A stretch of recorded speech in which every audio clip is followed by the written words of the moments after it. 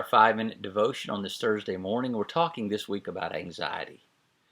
One of the things that we talked about yesterday was Romans 8:28, how all things work together for good to them who love God, to them who are the called according to His purpose, and we were comforted in all of that.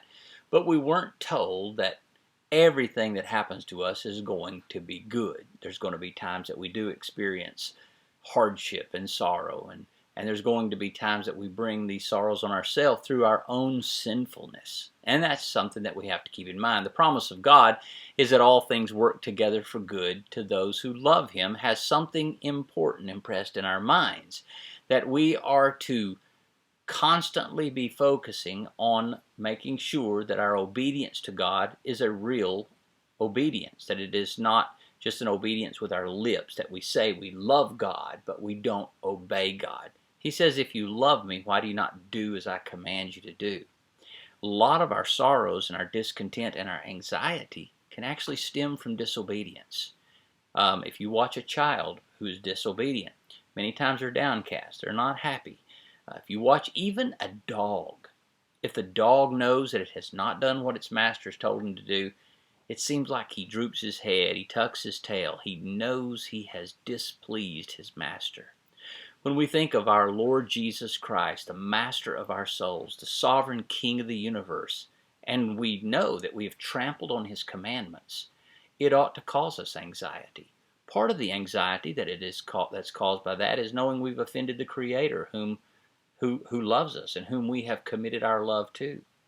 The other part is always understanding that in committing those sins against God, it is a declaration that we don't truly believe that God sees all, knows all, and understands all. We're denying part of His character when we sin against Him. I believe that the foundation upon which the fruit of the Spirit is established is believing that God is sovereign over all things. In Galatians chapter number 5, we read that the fruit of the Spirit is love, and then it says joy and peace. Joy and peace, those two key elements. And those are usually the two key elements that are missing from somebody that's struggling with anxiety. We don't have a lot of joy when we're anxious, and we don't have a lot of peace. In fact, that's almost the description of anxiety, is we don't have peace. There's no peace there, and so we fear, or we fret, we worry, all of the things that go along with that. So the sovereignty of God, this is the foundation that makes it possible for the Christian to rejoice even while we are in the midst of pain and anxiety, is knowing that all things are going to work together for good. We can have hope in that. I remember as a small child, my oldest daughter hated getting shots. Anytime we would take her in and she had to have shot or have blood drawn from the doctor, there was a fight. There was a struggle. And this is a little bitty skinny girl, not 5, 6 years old, and she could whip 3 nurses and a doctor in a room trying to get out of having blood drawn or getting a shot. It was amazing. They would struggle to hold her down.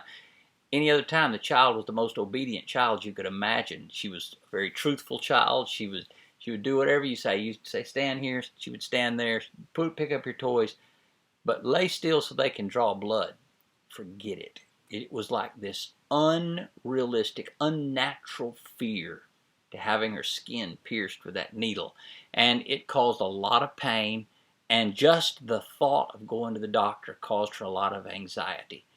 So one of the ways that we cope with that is to say it's only going to be a second, a moment in time. It'll be a moment in time, and you will pass through this. One of the hopes that those of us who struggle with anxiety, they're anxious, we're fretful about things, is knowing this too shall pass. This is but a momentary blip on that eternal timeline, and it's going to hit us for a period of time, but God says all things work together for good to them who love Him, to those who are the called according to His purpose. We are not Stoics who are called to just have a stiff upper lip and to march on and are never affected by emotions. We're believers, created with emotions, but we can trust in the unseen God that it is but for a moment.